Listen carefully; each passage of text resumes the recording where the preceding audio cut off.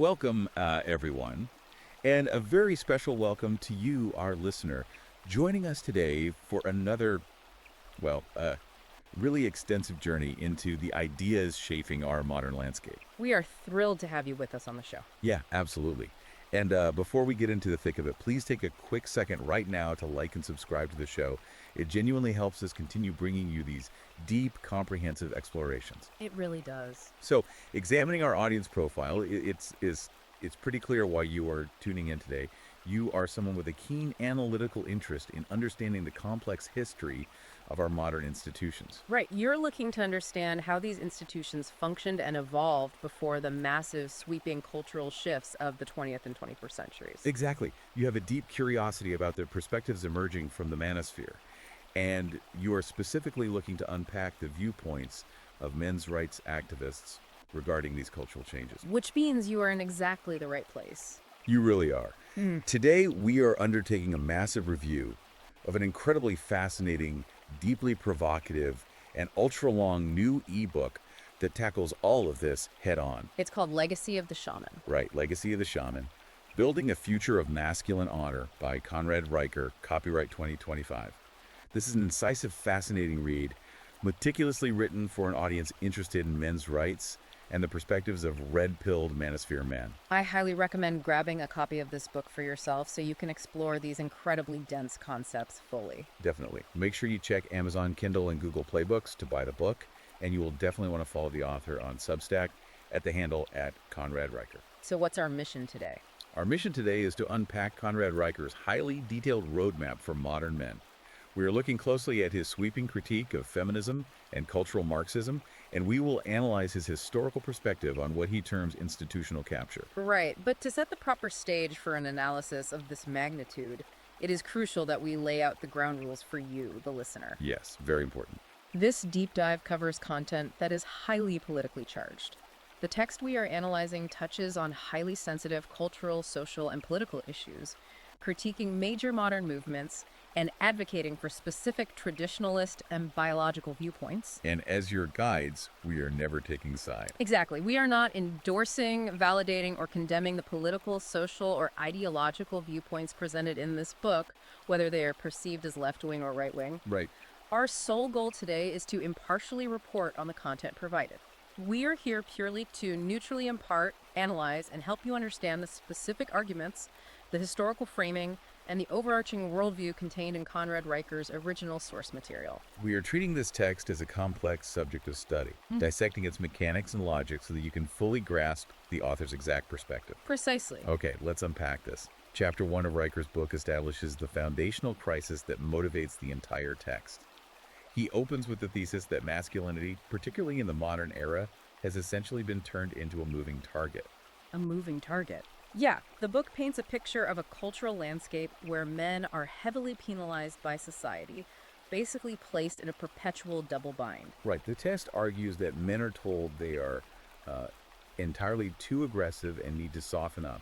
But the moment they do, they're criticized for being too weak or ineffectual. They are told to be more emotional, but when they express genuine vulnerability, they find themselves penalized in their professional or personal lives. Exactly. Riker argues this creates a paralyzing environment where men are essentially asked to apologize for their very biological existence. And he doesn't just leave this as a philosophical grievance. He anchors this argument with some incredibly alarming data regarding male mental health. The statistics he employs are stark. He points to the fact that male suicide rates have increased by 60% over the last 45 years. 60%. Yeah, and furthermore, he highlights the grim reality that men currently account for roughly 75% of all suicides. From Riker's analytical perspective, these are not isolated anomalies or individual failures of coping mechanisms. He views them as glaring symptoms of a systemic macro-level cultural issue. Right, he argues that this specific data reflects a cultural landscape that increasingly denies male worth and actively strips men of their inherent purpose. When society constantly shifts the goalpost of what constitutes a good man, while simultaneously pathologizing traditional masculine traits like competitiveness, stoicism, and assertiveness, the psychological toll manifests in these devastating statistics. He frames this as an absolute epidemic of aimlessness and despair, which he claims is directly caused by a society that has grown to despise traditional male nature. And the text traces a significant portion of this despair to what Riker calls the active erasure of male spaces. Yes, he uses a very specific historical example to ground this concept, the Century Club in London. For some context for you listening, the Century Club was founded in 1824. It operated as a historic bastion of male camaraderie, designed as a place for intellectual exchange, networking, and unfiltered brotherhood. But Riker notes that it permanently closed its doors in 2012. And the specific catalyst for its closure, according to the text, was immense pressure from modern feminist groups who campaigned against the institution. Right, labeling it as exclusionary, outdated, and fundamentally discriminatory. Riker uses this closure as a pivotal case study for a much broader societal trend. The Century Club is deeply symbolic within Riker's framework.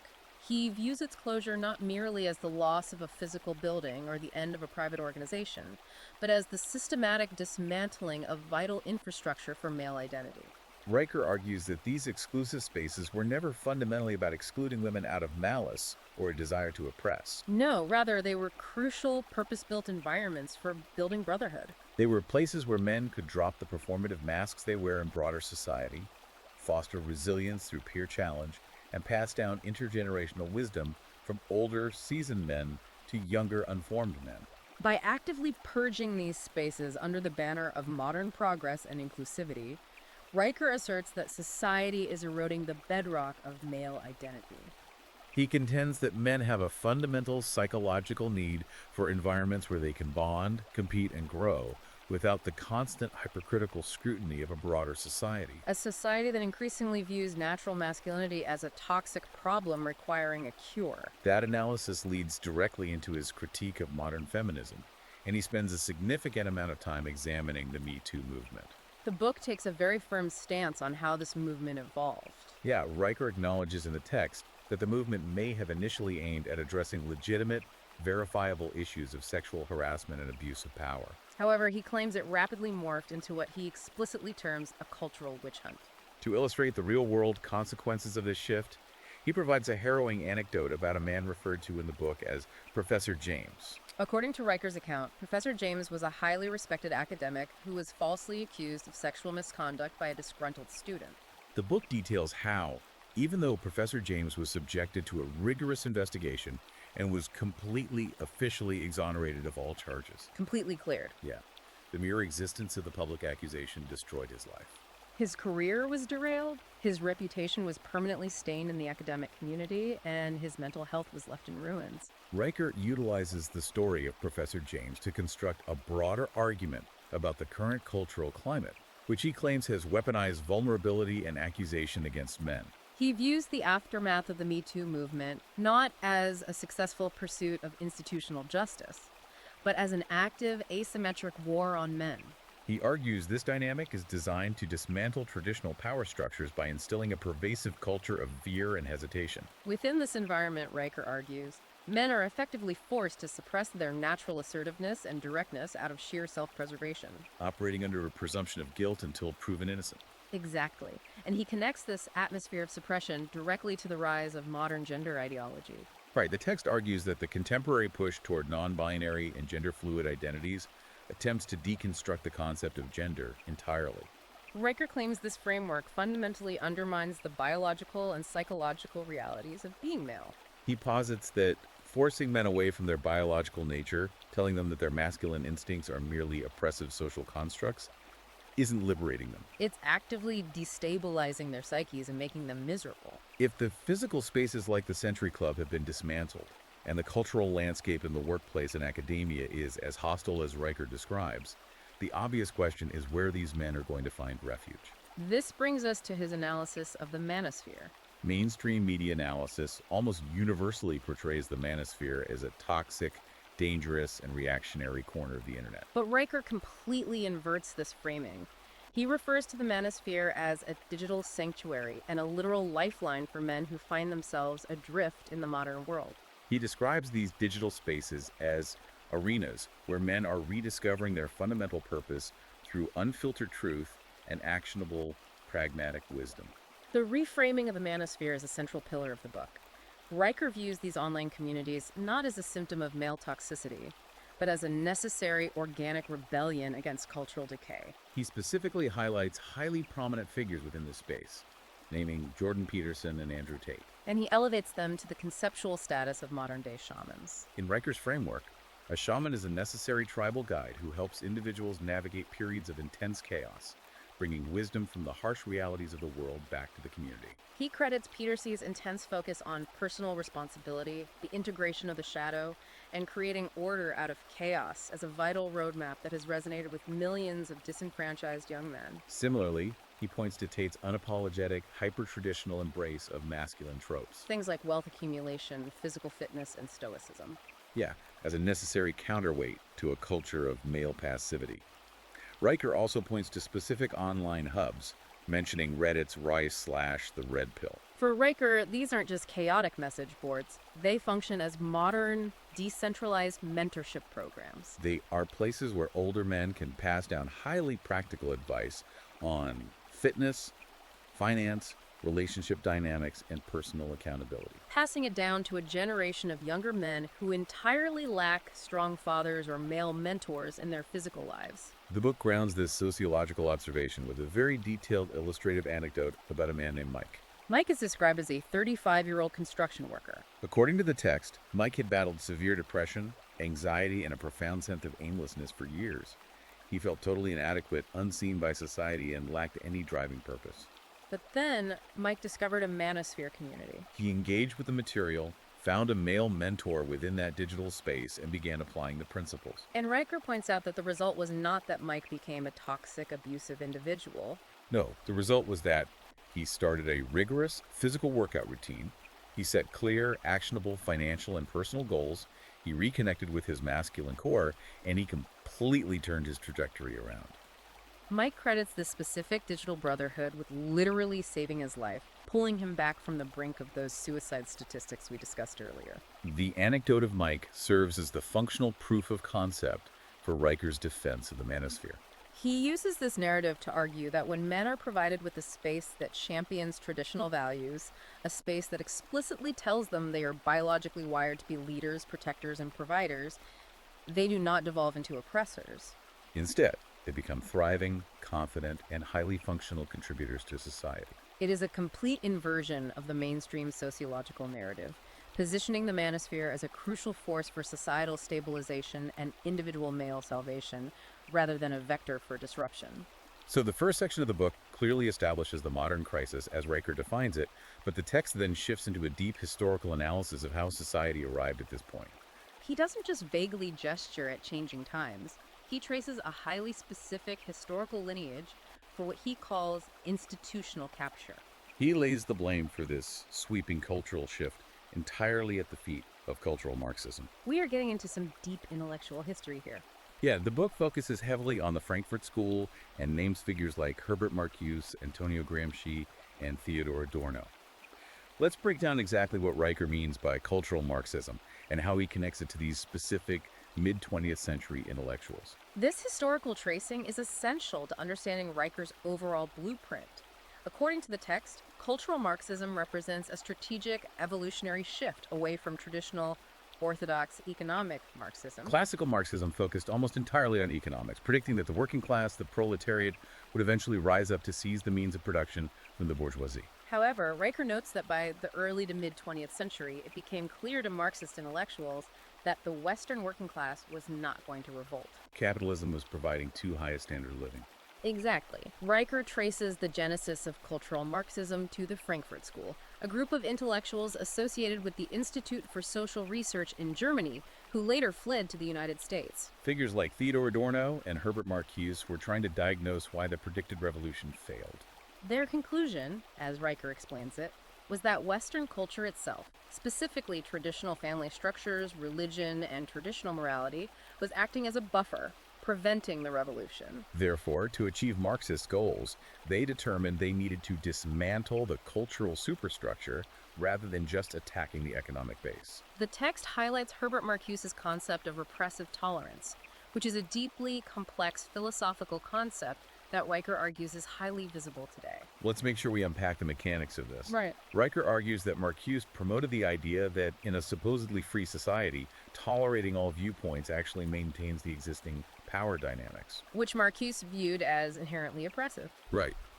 Therefore, Marquise argued that true tolerance requires the active suppression of right-wing, traditional, or conservative ideas, while exclusively tolerating and promoting left-wing or revolutionary ideas.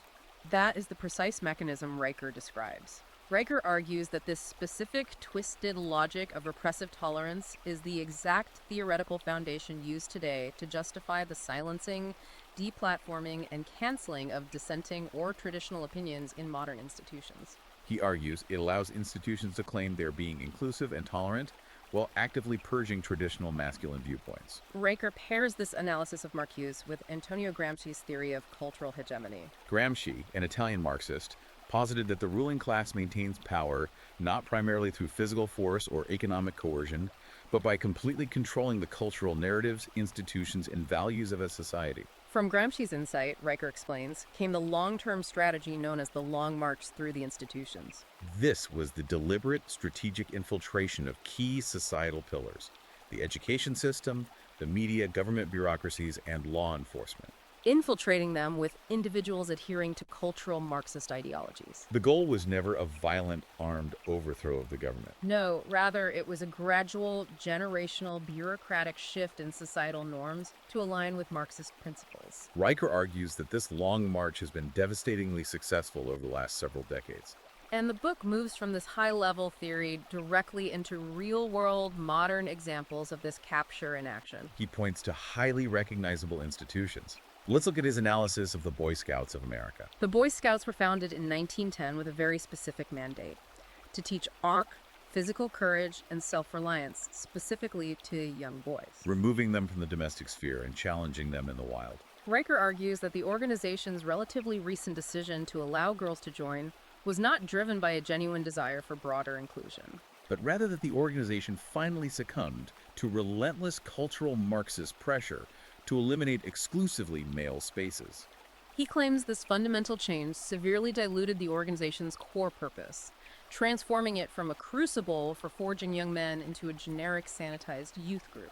Riker applies this same lens of institutional capture to law enforcement. He closely examines the movements to defund police departments in major cities like Minneapolis and Portland in recent years. While proponents framed these initiatives under the guise of necessary social justice and systemic reform, Riker analyzes the outcomes. He claims that these policies directly led to skyrocketing crime rates and left the most vulnerable communities entirely unprotected. He argues that undermining the police is not about reform.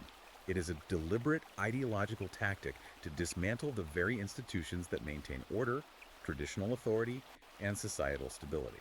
Aligning perfectly with the overarching goals of cultural destabilization. He also targets the education system, which he views as the most heavily captured institution of all. The text specifically attacks the implementation of critical race theory, or CRT, in schools. Riker describes CRT as an insidious ideology that teaches children that racism is not just a historical failing or an individual prejudice, but is inextricably embedded in the very fabric and legal systems of Western society. He views the teaching of this theory not as an expansion of historical education, but as deliberate indoctrination designed to divide people along racial lines and erase any sense of a shared, honorable national history. He also critiques the physical changes in schools, such as the installation of gender-neutral bathrooms. While administrators argue these are merely accommodations for inclusivity, Riker contends that this is a highly calculated move. He argues it is designed to physically blur the lines between male and female, destabilize traditional gender roles at the most fundamental level, and force a subjective, fluid understanding of identity onto highly impressionable young minds. He connects the Boy Scouts, the police defunding, CRT, and gender ideology as interconnected, deliberate manifestations of Gramsci's Long March. However, Riker does not simply present a diagnosis of civilizational decline.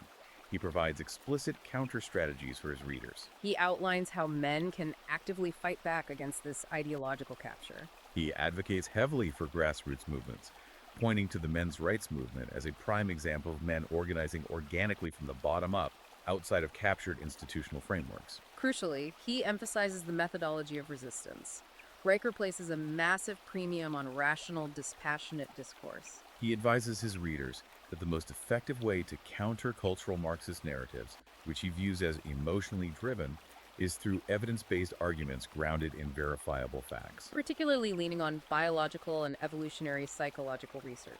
So, practically speaking, when his readers are debating concepts like gender ideology, he urges them to relentlessly point to the inherent, measurable physical and mental differences between the sexes. He argues that trying to build a society that ignores these biological realities inevitably leads to profound societal dysfunction. Furthermore, he champions intellectual humility and critical thinking. He wants to train men to instinctively question the underlying assumptions of any progressive policy, to maintain a healthy, rigorous skepticism of institutional narratives. And to recognize that weaponized terms like toxic masculinity are not objective scientific facts, but rather ideological tools specifically manufactured to shame and suppress natural male traits. This analysis of the modern landscape and its historical roots naturally raises a bigger question. If cultural Marxism is the disease that has destabilized society, what is the specific blueprint for the cure? Riker argues that we must look deep into the past to find the models for a stable future. This transitions us into his exploration of historical blueprints, specifically focusing on the warrior archetype. He opens this section with a historical quote from Genghis Khan that is incredibly jarring to modern sensibilities. The quote essentially states, "The greatest happiness for a man is to scatter his enemy, to drive him before him, to see his cities reduced to ashes, and to conquer his people." It is an expression of raw, unmitigated brutality. Riker uses this extreme historical reality to make a very specific point about how far the pendulum has swung regarding modern education. Riker's use of the Genghis Khan quote is a deliberate rhetorical strategy. He is not advocating for a return to literal pillaging or warlordism. No, instead, he uses the raw, unapologetic dominance and territorial aggression of the historical Mongol leader to create a stark contrast with what he views as the extreme, institutionalized emasculation of the modern era. Riker directs his critique at the modern education system, arguing that it is specifically designed to turn boys into what he calls soft, fragile shells. He points to the systematic gutting of physical education programs in recess in favor of an obsessive bureaucratic focus on standardized academic test scores. He argues that modern schools actively penalize physical energy, prioritizing the ability to sit perfectly still at a desk for 8 hours a day over physical exertion and mastery. Riker states bluntly that a man who cannot master his physical body, who has never tested his physical limits, is fundamentally ill-equipped to handle the psychological and physical demands of life. And he underpins this demand for physical mastery with a biological argument. He argues that society currently views testosterone through an entirely negative lens, treating it merely as the fuel for toxic aggression and violence. But Riker details how testosterone is actually the hormone that fuels self-sacrificial behavior, status-seeking, and risk-taking for the greater good of the tribe. It is the biological mechanism that compels men to run into burning buildings to save strangers, or to volunteer for the grueling hardships of combat to protect their nation. When society ignores or pathologizes this biological imperative, attempting to sedate or socialize it out of young boys, Riker argues that men inevitably fall into the profound aimlessness and depression we discussed earlier. The energy doesn't disappear, it just turns inward. This firm biological perspective transitions directly into Riker's defense of traditional gender roles.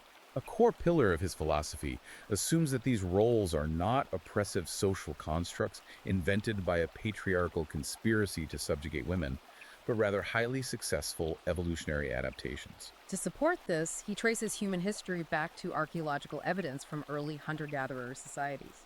The text specifically cites the archaeological site of Catalhoyuk in Turkey. Riker notes that the evidence from these early foundational societies shows a clear division of labor. Men engaging in the high-risk, high-physical output tasks of hunting and defense, while women managed gathering and the intense localized demands of early child-rearing. He argues that this division was not based on ideology, but on the undeniable biological realities of dimorphic strength, speed, and reproduction. He contends that these distinct, entirely complementary roles were the primary engine that allowed humanity to survive and prosper in a hostile environment. The book tracks how these roles evolved through history. Riker looks at the Industrial Revolution, noting how the rise of factories fundamentally shifted the dynamic.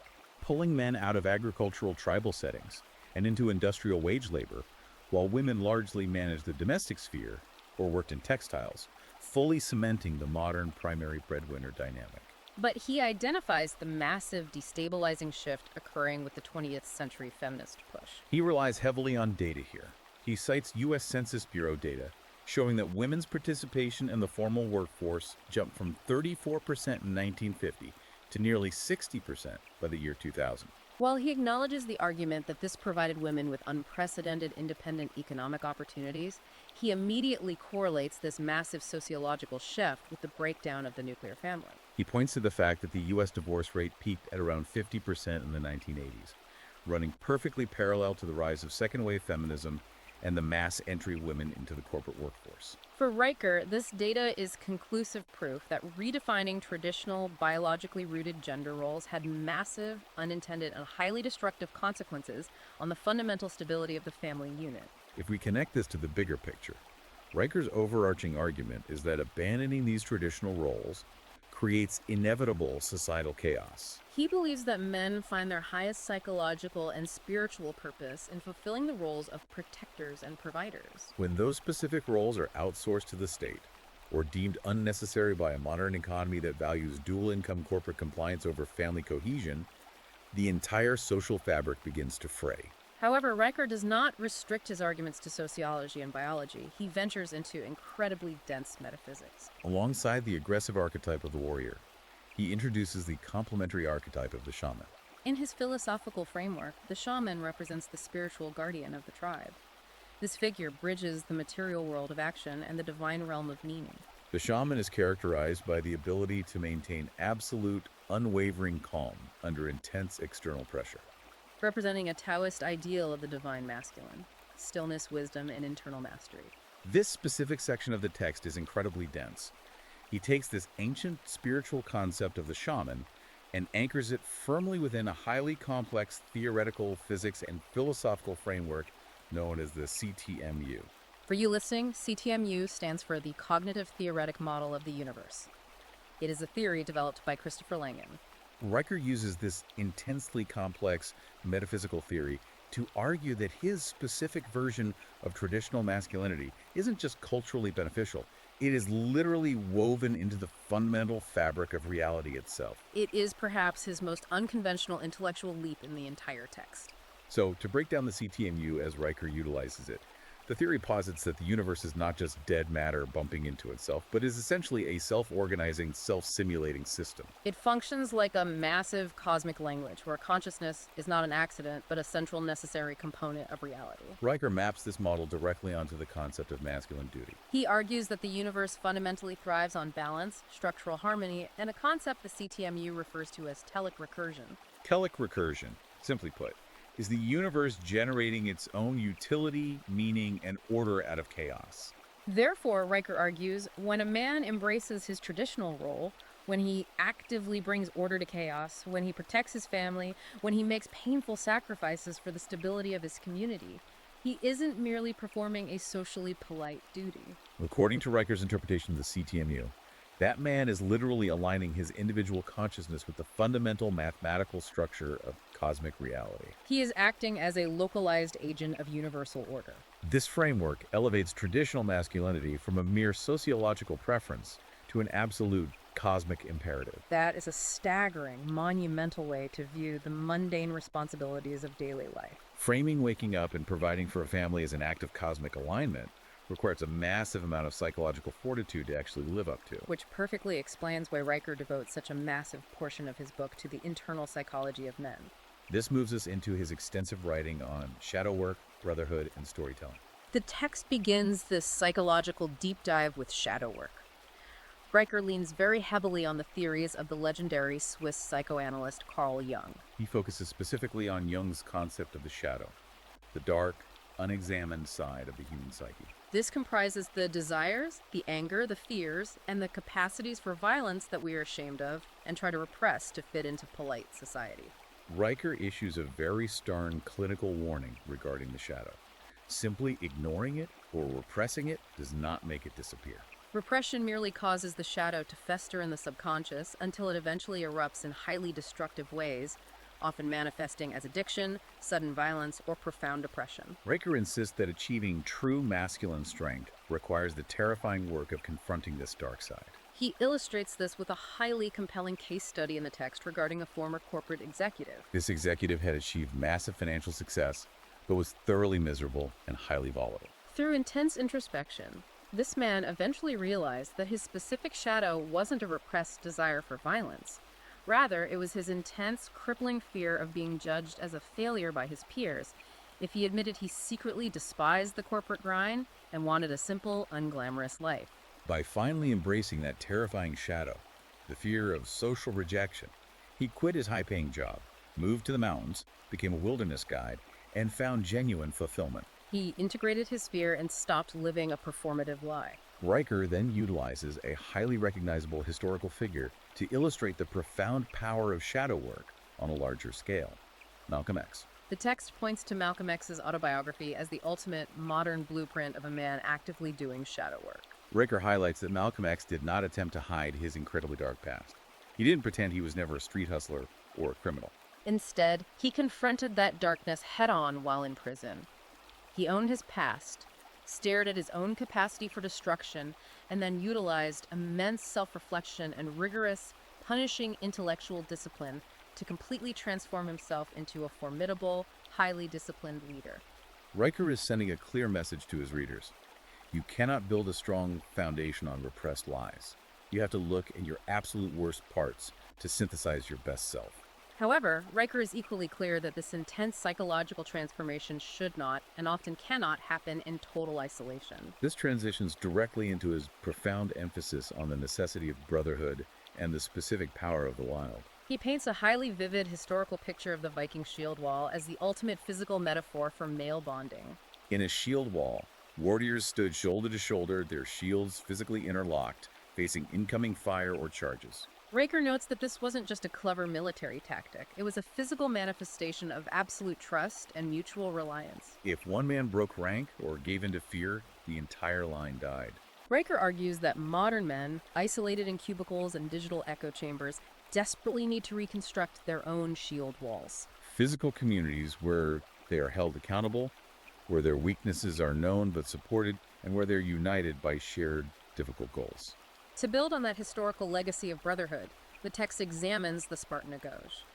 This was the grueling educational and military training system where Spartan boys were removed from the comforts of their families at age 7 and thrown into the brutal, unforgiving wilderness. The explicit goal was to strip away all physical and emotional weakness, forging them into hardened warriors through shared hardship and deprivation. Riker brings this ancient concept into the modern era by analyzing the Continental Army during the American Revolution. He notes that this army began as a highly disparate, disorganized mix of farmers, tradesmen, and aristocrats. Yet they were forged into an unbreakable brotherhood through the immense shared suffering of the winter at Valley Forge. What is the specific psychological mechanism Riker identifies here? Why does he believe that shared hardship is the only way to forge true male bonds? Well, the book relies heavily on the evolutionary psychological concepts of in-group bias and shared trauma bonding. Riker argues that when men endure highly difficult, physically dangerous, or demanding challenges together, it triggers deep evolutionary mechanisms. It creates a profound, visceral sense of loyalty and solidarity that simply cannot be replicated in the comfortable, sanitized, zero-risk environments of modern corporate life or online gaming. He cites a compelling study from the University of Utah to empirically back this up. The study tracked men participating in challenging, physically demanding outdoor survival activities. It found that these men reported significantly higher long-term levels of life satisfaction, self-awareness, and emotional stability compared to control groups. Riker concludes that nature and hardship serve as a necessary crucible. They strip away the artificial, distracting noise of modern life, forcing men to confront fundamental realities regarding their physical limits and their reliance on the men standing beside them, thereby forging unbreakable bonds. Once these bonds are forged, and these lessons are learned in the crucible of hardship, how does a culture preserve them? How do men successfully pass down the concepts of honor, duty, and the values of the brotherhood to the next generation? Riker argues that the essential mechanism is storytelling. He views storytelling not as mere entertainment, but as the ultimate, indispensable moral compass for men. He looks back to medieval literature, specifically focusing on the Arthurian legends and the tales of the Knights of the Round Table. He points out that these stories were not meant to be bedtime distractions. They were highly codified blueprints for masculine ideals. They actively taught young men about the specific requirements of chivalry, the absolute nature of duty, and the moral imperative of using one's strength to protect the weak rather than exploit them. He extends this analysis of narrative into the realm of real-world modern leadership, extensively citing the wartime speeches of Winston Churchill during the darkest days of World War II. Riker points out that Churchill's rhetoric was not just standard political maneuvering. He crafted masterful, epic narratives that frame the geopolitical conflict as an existential, moral battle between absolute good and absolute evil. By doing so, Churchill successfully rallied an exhausted nation and clearly defined the specific, necessary duties of men in that era. Riker argues that the modern narrative landscape, television, movies, and literature has been almost entirely captured by ideologies that actively demean traditional men, consistently portraying them either as incompetent buffoons who need to be saved or as inherent villains and oppressors. Therefore, he views it as a crucial, urgent duty for men in the manosphere and beyond to actively reclaim the art of storytelling. He urges them to write memoirs, share autobiographies, and study histories that unapologetically celebrate masculine honor, thereby providing much-needed role models for a generation of boys starved for them. The concept of passing down these narratives leads directly into the final major section of the book: duty, sacrifice, and building a lasting legacy. If you had to distill Riker's entire vision of masculinity into a single defining word, it would be sacrifice. The book exhibits zero patience for men who prioritize chasing comfort, leisure, or perpetual adolescence. To graphically illustrate what true masculine sacrifice looks like, he recounts in immense detail the legendary survival story of Ernest Shackleton and his ship, the Endurance, during their 1915 Imperial Transantarctic expedition. For those unfamiliar with the history, Shackleton's ship became trapped and was ultimately crushed by the shifting pack ice of the Weddell Sea, leaving his crew stranded in arguably the most hostile, freezing environment on planet Earth. Riker focuses on Shackleton's leadership under these impossible conditions. Shackleton did not succumb to panic, and crucially, he did not utilize his authority to hoard the meager resources for himself. He prioritized the survival of his crew above his own comfort, leading them through an agonizing 800-mile journey across frozen ice floes and treacherous oceans in small lifeboats, ultimately ensuring that every single man of his 28-member crew was saved. Riker holds Shackleton up as the absolute apex example of a man prioritizing his heavy burden of responsibility over any desire for personal comfort or survival. Riker utilizes the Shackleton narrative to introduce and explore the psychological concept of eustress. Eustress is defined as positive, beneficial stress that enhances function, as opposed to distress, which breaks it down. Riker argues that the modern, hyper-convenient world actively encourages men to avoid all forms of stress and to seek a state of total, frictionless safety. However, Riker asserts that continuous struggle is the only mechanism that builds true psychological resilience. Enduring hardship forces a man to confront his perceived limits, realize they are illusions, and push past them. He ties this concept directly to the psychological principle of delayed gratification, citing the famous Stanford marshmallow experiment conducted in the late 1960s and early 1970s. The experiment demonstrated that children who possessed the willpower to resist an immediate small reward in order to receive a larger delayed reward exhibited significantly more successful life outcomes across the board. Riker applies this finding directly to manhood. He argues that masculine sacrifice is the ultimate, highest form of delayed gratification. It is the conscious decision to endure pain, exhaustion, and deprivation in the present moment in order to build a secure, better future for one's family, tribe, or nation. And the book provides an incredibly poignant, heartbreaking historical example of this ultimate form of sacrifice. The text details the story of First Lieutenant John R. Fox during the Battle of the Bulge in the winter of 1944. Fox was serving as a forward observer when his unit's position in an Italian village was completely surrounded and was actively being overrun by heavily armed German forces. Realizing that the tactical situation was completely hopeless and that his unit would be slaughtered, Fox intentionally radioed in an artillery strike directly onto his own exact coordinates.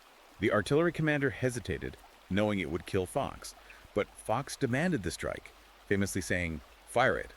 There's more of them than there are of us." Fox sacrificed his own life to obliterate the enemy advance, saving the rest of his comrades in the rear.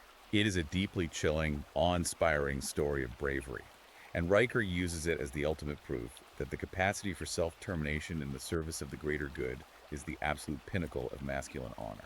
Furthermore, Riker connects this immense capacity for sacrifice directly to the concepts of spiritual resilience and active faith. He argues that faith, whether in a traditional religion or a deeply held spiritual framework, provides an absolutely crucial psychological architecture for understanding the nature of duty and for enduring immense pain without falling into nihilism. To support this, he references a major 2019 study published in the American Journal of Epidemiology.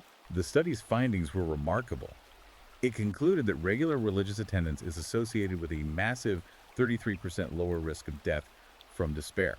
A category that specifically includes suicide and drug overdoses. For Riker, faith is not merely a matter of theological belief or attending weekly services. It is a highly practical, necessary tool for psychological survival in a chaotic world. It connects men to a higher, transcendent purpose and embeds them within a supportive, physically present community. This, he argues, provides the necessary psychological armor required to face life's brutal, unavoidable challenges without breaking. When a man successfully integrates his shadow, embraces necessary sacrifice, and grounds himself in faith, Riker argues he is finally capable of building a true legacy. The book provides several fascinating, disparate examples of what a masculine legacy actually looks like in practice. He analyzes the life of Andrew Carnegie, the massive industrial titan of the Gilded Age. Riker focuses on Carnegie's later years, where he spent his time systematically giving away roughly 90% of his immense accumulated fortune to construct over 2,500 public libraries across the world. Carnegie famously stated that the man who dies rich dies disgraced, viewing his wealth not as a tool for endless personal consumption, but as a resource to forge a legacy of public empowerment. Riker also points across the globe to the samurai code of Bushido in feudal Japan.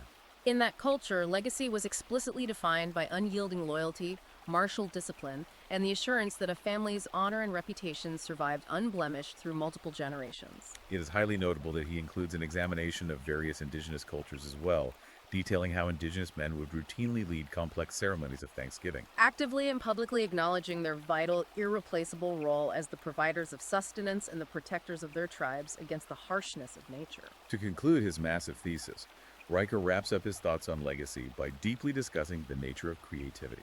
He strongly argues against the modern, pervasive notion that creativity is somehow inherently a soft, passive, or exclusively feminine trait. Instead, he posits that true, world-altering creativity is fundamentally deeply masculine. He argues this is because true creativity requires the immense courage to face the unknown, to challenge the established status quo, and to forcefully bring something entirely new into existence against the resistance of the world. He cites Sun Tzu's ancient military treatise, The Art of War, presenting it as a masterclass in highly creative, adaptable, strategic thinking applied to the most high-stakes, life-or-death situations imaginable. He also points to the visionary inventor Nikola Tesla. Riker highlights Tesla's immense courage to dream on a massive scale and his sheer fortitude to persevere with his creative visions in the face of massive societal skepticism, corporate theft by figures like Edison, and ultimate financial ruin. For Riker, building a legacy that outlasts your own life requires both the creative vision to see a better future and the hardened masculine fortitude to actually build it. We have covered an immense, truly staggering amount of ground today. We have thoroughly traced Riker's complex arguments, starting from his diagnosis of the crisis facing modern men, diving deep into the historical, theoretical roots of institutional capture via the Frankfurt School, and finally exploring his detailed blueprints for building a life grounded in honor, sacrifice, and lasting legacy. But before we bring this deep dive to a close, there is one final provocative thought, based on the text that we want to pose to you, the listener, to mull over. Let us return briefly to that incredibly complex CTMU framework Riker utilizes.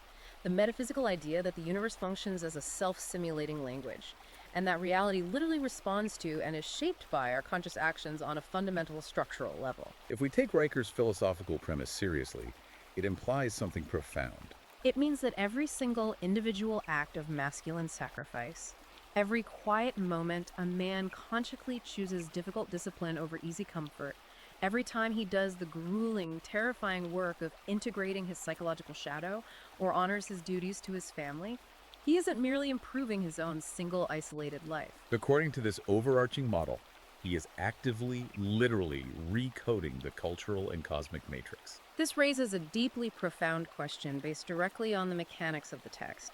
Could the ultimate, most highly effective rebellion against the overarching forces of what Riker calls cultural Marxism simply be the quiet, daily, relentless refusal to be comfortable? If, as the book argues, institutional capture absolutely relies on maintaining a docile, atomized, comfort-seeking population, then perhaps the most radical revolutionary act a modern man can undertake is to willingly embrace the hard, heavy, unglamorous burdens of duty and brotherhood.